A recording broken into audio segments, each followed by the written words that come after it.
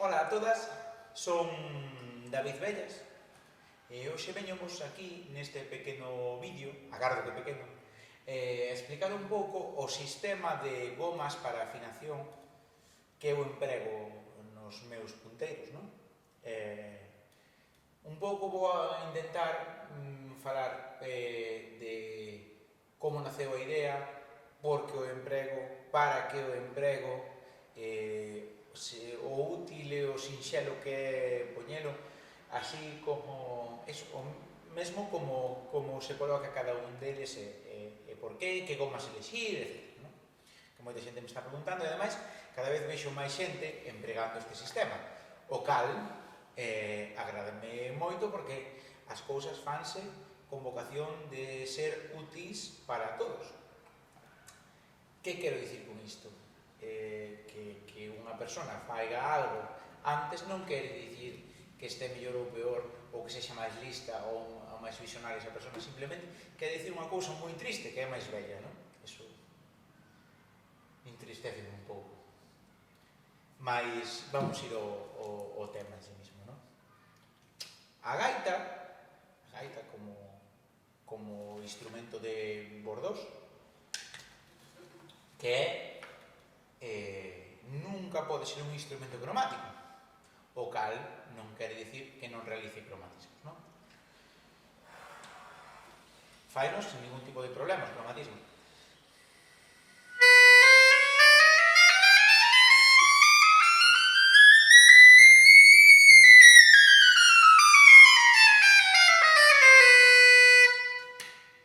De acordo?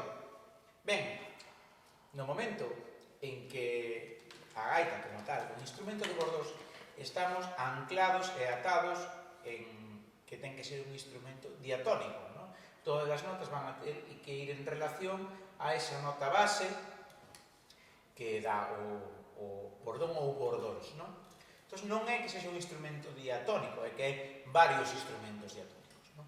Porque podemos tocar en diferentes tonos ou modos, pero sempre en relación cas pedais, non? O cal nos vai implicar que teñamos unhas desviacións, unhas afinacións, e teñamos que usar un sistema de afinación concreto, que é a afinación natural, non? Ben, agora, en algún momento de aquí, non sei en que sitio o poñerei, pero vai aparecer o que é a serie de armónicos cas súas desviacións, non?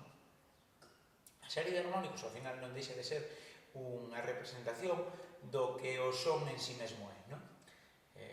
Cada son ten o seu, por así dicirlo, o seu son base que dá nome a ese son, valga a redundancia, pero unha serie de parciales que sonan en maior ou en menor medida, ou incluso, dependendo de se é un instrumento, por exemplo, cónico como este, teremos todos os armónicos, pero se é un instrumento cilíndrico, como poden ser outras gaitas, como por exemplo as gaitas de cana, etcétera, ou os clarinetes, son instrumentos que ao ser cilíndricos só teñen os armónicos impares. Sí? Tamén poñerei por aquí, non? Un ese donde indique só os armónicos impares. Ben, dito isto, hai unha serie de desviacións que teñen relación con ese son base, para que formen parte, entren en resonancia con ese son. Ese son, para nós, neste caso, vai ser os bordós. O sea, que en función dun tono ou outro, vamos a ter que ter unha distribución ou outra das afinacións. Ben, entón vamos a empezar, por exemplo, por poñer o exemplo dun ronco dunha ronqueta, neste caso, en do, non? Aquí teño a serie de armónicos que estaredes vendo, onde hai desviacións tanto nas, moitas notas, pero sobre todo nas máis importantes, os primeiros dos armónicos que están máis presentes, que son as quintas, as terceras maiores, octavas, etc.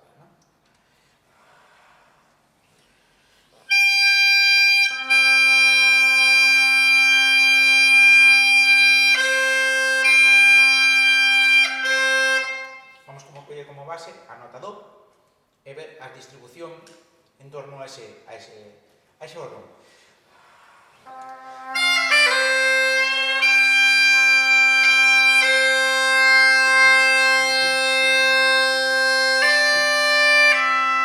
Aí, a terceira maior ten que estar a menos 14, como podéis ver, entón está un poquinho alta. Simplemente baixamos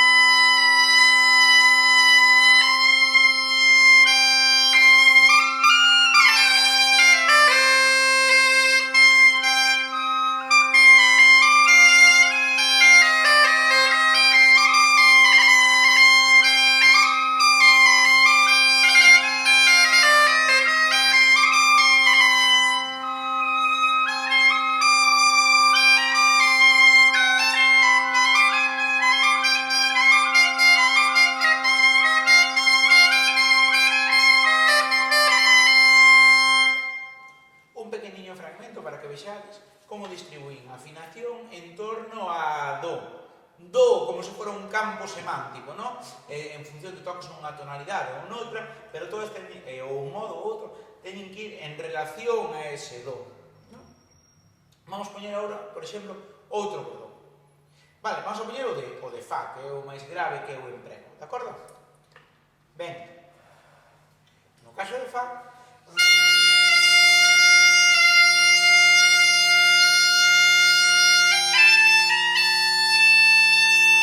xa cambia todas as distribucións. O la sería un poquinho alto.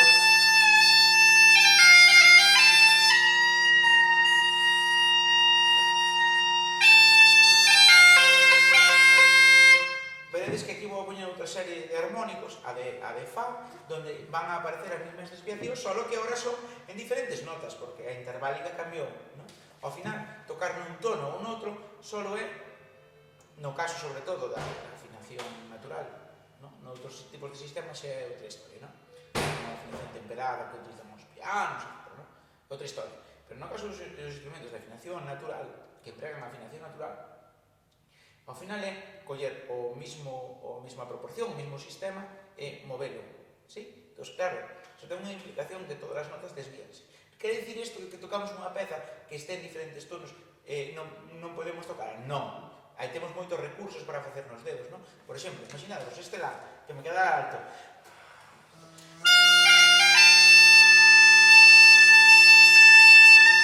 Calquera cousa que faigamos abaixo vai a modificar. Temos que saber o que fai cada dedo, iso outra historia. Pero bueno, non é o obxectivo deste vídeo, non? Vamos a ir colocando incluso ahora as gomas en función deste tono.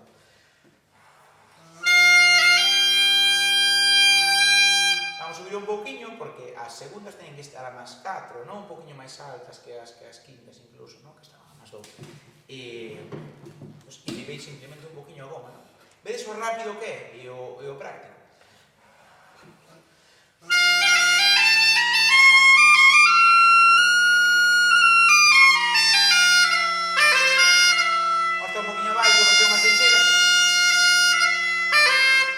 Un poquinho e xa está. Claro, no, cando nos poñemos dos por dos,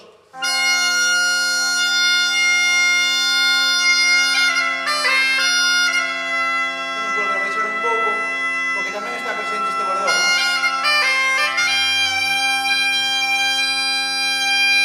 A baixar un pouquinho, temos que facer que hai notas que estén demasiado presentes, como as terceiras e as quintas, non? En función dun tono ou noutro, dun bordón ou noutro, que temos que ter en conta, non podemos deixar, por exemplo, esa como se fora unha segunda, cando tamén está o bordón, está moi claro que é unha quinta, non? Vai haber que establecer varias diferencias, non? Entón, ao final estamos casi xuntando unha serie de armónicos con outra, non? É un pouco máis complexo, pero isto damos moita facilidade. Vamos poñer, por exemplo, outro dos bordóns, non? Eu emplego fa, do e sol. Vamos a poñer o de sol. Vai a cambiar toda a distribución outra vez.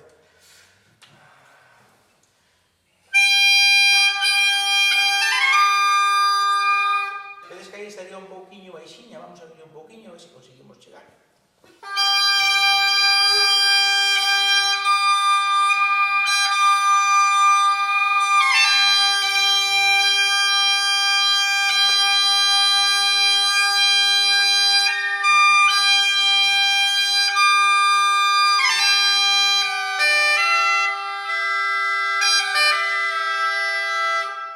Aí ao sexto vamos baixarlle un pelín, porque estaba un pelín alto, entón simplemente modificamos un pouquiño.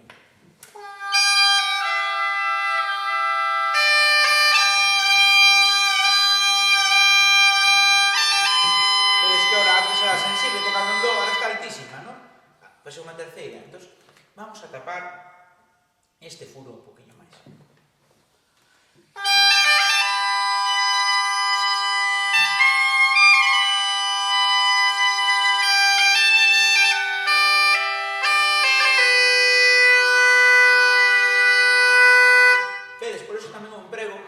No caso dos ouvidos, tamén podemos modificar notas como o si. Ahora quedaba un poquinho alto, vou tapar un poquinho para que estése así no sitio.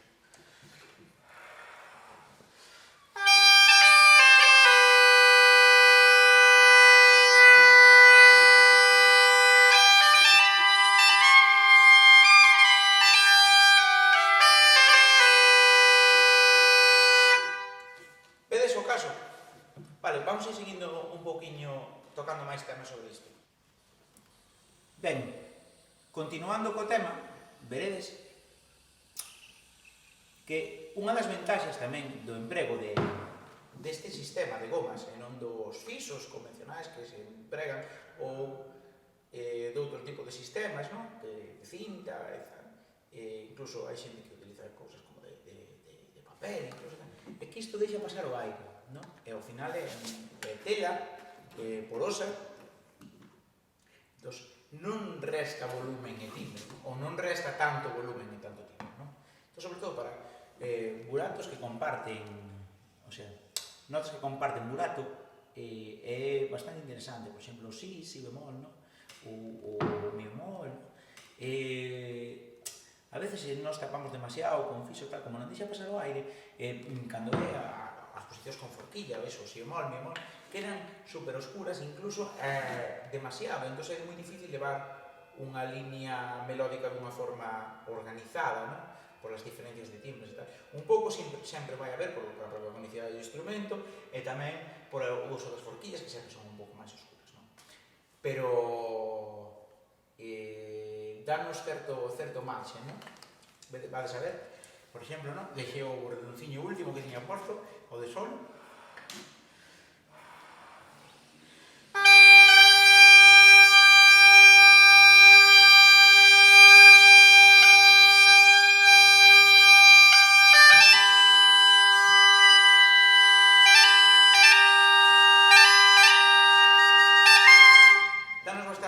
Para ter un timbre similar. É certo que non tiñamos por compartir furo, hai máis posicións, non? Para o si natural, non?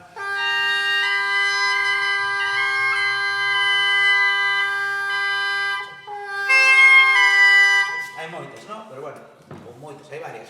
Pero por tradición ou por practicidade ou como querades velo, sí que vamos a empregar este si bemol, non? Entón, poder ter un timbre máis ou menos homoxéneo, non? Sobre todo, además, cando escollemos, por exemplo, imaginados, non?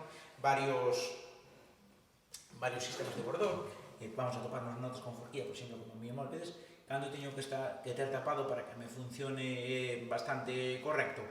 Pois, iso, claro, se eu fixera con fiso, esa nota prácticamente non sonaría, non? Vou poñer dos bordós para vexades o que me refiro. Vou poñer do e sol.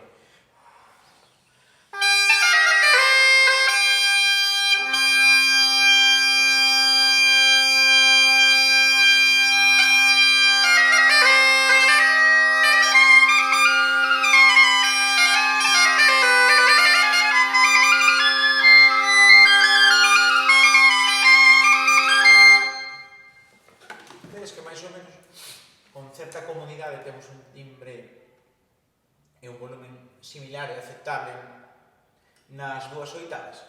Isto moito é por este sistema, non?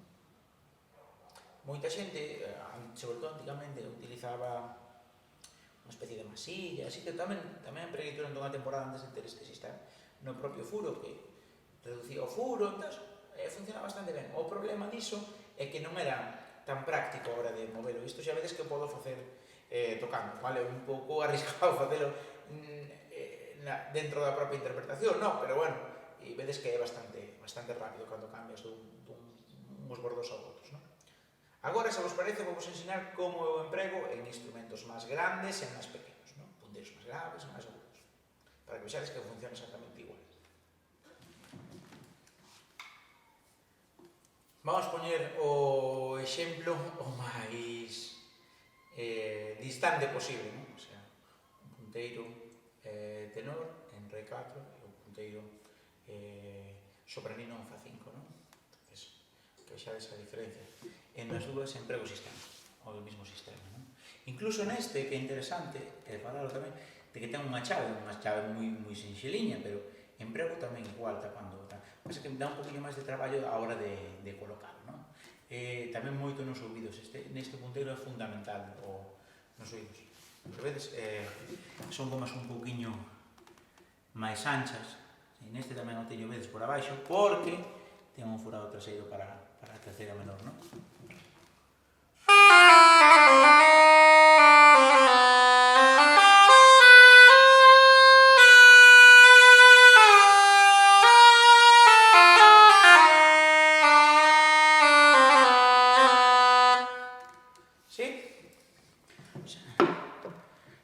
ningún problema agora a hora de tapar, non? Esta é outra cousa que, bueno, alguna xente me comentou que tiña algún problema, que falaremos agora. Vedes, aquí tamén teño o mesmo sistema. Esta ten unha goma un poquinho mala aquí, que un poquinho floxa, pero bueno, para agora, por exemplo, vámonos perfectamente, non? Vedes que é moi máis pequeniño.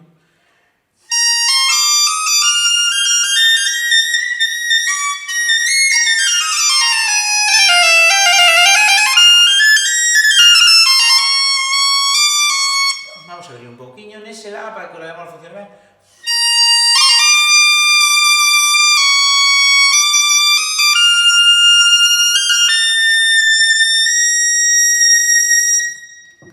Non hai ningún problema.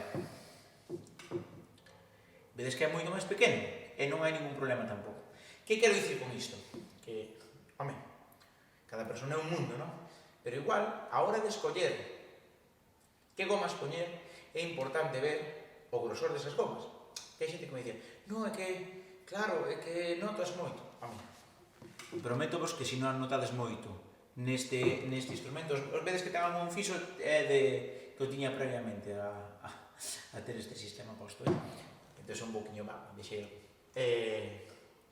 Pero se notas neste instrumento con estes furos tan pequenos e nótalo tamén con estes furos tan grandes, creo que o problema non é das gomas, se non notas ben os furados, igual estás facendo demasiada forza ou non sei, deberías replantexarte porque non notas os furos a hora de tocar, non creo que sea polo sistema das gomas, porque eu xa vos digo, eu emprego medios furos, o sea, cuartos de furos, non teño ningún problema por empregar este sistema, non? Ben, vamos a ir ver agora como se coloca e o rápido que é. Bueno, collín este punteiro que teño aí de buxo, simplemente polo feito de que se ve máis polo contraste da cor da madeira ca das gomas. Ben, eu emprego moito este cortafíos, que é super cómodo, e veredes agora como uso. Teño aquí dous tipos de gomas, o sea, dous tipos, realmente é o mesmo tipo, unha máis finiña, que utilizarei para o emprego da zona máis aguda do instrumento, a zona máis estreitiña, sí? E outra que é bastante máis ancha. Ambas permiten o paso do aire exactamente igual, non? Entón vamos a poñer, por exemplo, unha para que vexades como eu as poño neste furo, non? No furo do meniño da man dereita, que eu chamo dedo 7, non? Bueno, eu, todo o 90% dos instrumentos de vento madeira, non? Ben, collo, simplemente a paso por aquí, ¿sí? A paso, faigo un pequeno nó, dous pequenos nós, para asegurar que quede bastante fixa, ¿sí? E xa estaría, ¿sí? Moveríamos e colocaríamos sobre o propio furo. Ben, e agora ven para o que eu emprego o cortafíos, que me parece unha herramienta super útil. Ben, corto o rabiño que me sobra dun e o rabiño que me sobra do outro, xa teño o nó feito, xa o teño colocado de tal xeito que non me incorde a hora de tocar. Por exemplo, aquí, para este lateral, eu non vou a tocar aquí para nada, non? Entón, xa estaría colocado. Sí? Vedes que ademais se move con certa facilidade, pero ainda así deixa marxen de mobilidade, pero non se escapa. Vale, agora vamos a poñer, por exemplo, neste, vale? O sea, a puxen a máis ancha, sí, na zona máis grave.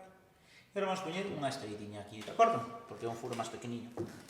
Lembrade que neste furo eu faigo por abaixo, por non tapar o furo traseiro do instrumento. Igualmente, vedes, collo, agardo que se vexa bastante ben isto, paso, sí, e unha vez o tiña pasado, ato, tenso, e volvo a darlle outro pequeno nó, e volvo a tensar. É importante que quede ben tensiño, non? quedaría así. Verdad? Claro, quedaría este rabiño. Foi un poquinho largo, intentade que non sexa tan longo para non ir tirando goma. Agora estiro, corto co cortafíos. O mismo por baixo. E xa estaría colocado. Vedes que rápido e que simple é. Tamén o coloco por este lado, que non me moleste, e xa está. Claro, que igual sodes vos xente un pouco máis fina, non vos gusta que vexe isto, bueno, pois faced os nodos mellores. A min, como non me importa a nivel estético que se vexe ou se deixe de ver, por tanto, que funcione dun xeito axeitado, pois tanto me dá.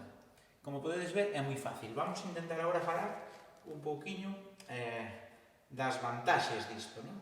As vantaxes, tamén se houber algún inconveniente ou algunha dúbida sobre isto. As ventaxas, os inconvenientes ou as posibles dúbidas que me fixechedes chegar sobre isto, non? Moita xente comentábame iso, de que se movía, non se move demasiado a hora de tocar, non se move nada, senón é que seguramente estáis facendo unha forza desmesurada nos dedos, non se move nada a hora de tocar. Móvese moito máis un fiso, ou un celo.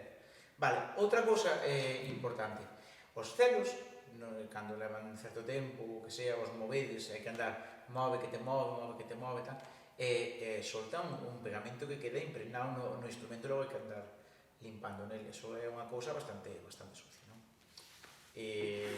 Logo, decirvos, iso, que este sistema xa o están empregando moita xente, bastante, polos comentarios que me chegan, están bastante contentos con ele, non?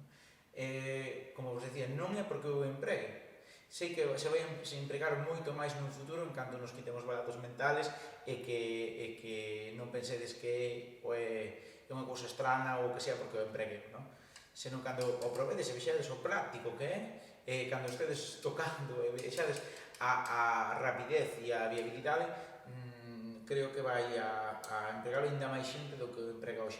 Vale tanto para instrumentos cónicos, como instrumentos cilíndricos. Eu emprego moito, por exemplo, tamén na gaita de cana, na canaveira, que é un instrumento cilíndrico.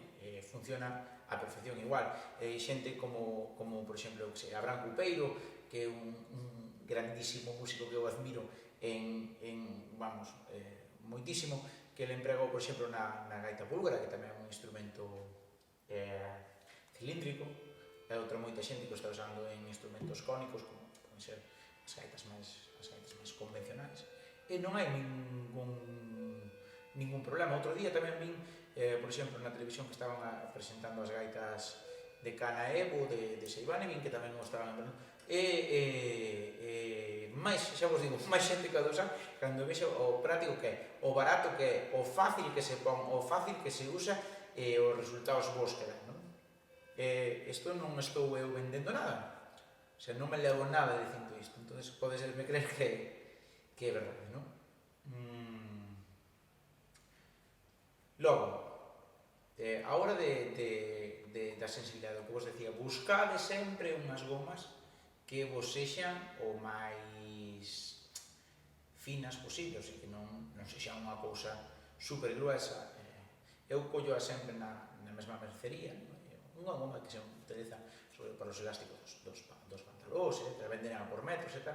Collín algunha vez, teño que dicir, tamén nos chineses, e non me funcionou tan ben no aspecto de que quedaba máis soldadiña e tal, non? Co tempo iban cedendo un poquinho as fibras, non? Bueno, pero igual, foi porque collín esa en concreto, collo era collido de outra marca ou o que fora, e seguramente funcionara exactamente igual. Ben, agardo que vos fora útil,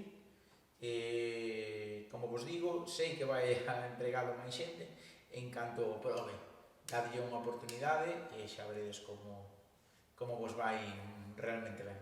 Unha apertiña.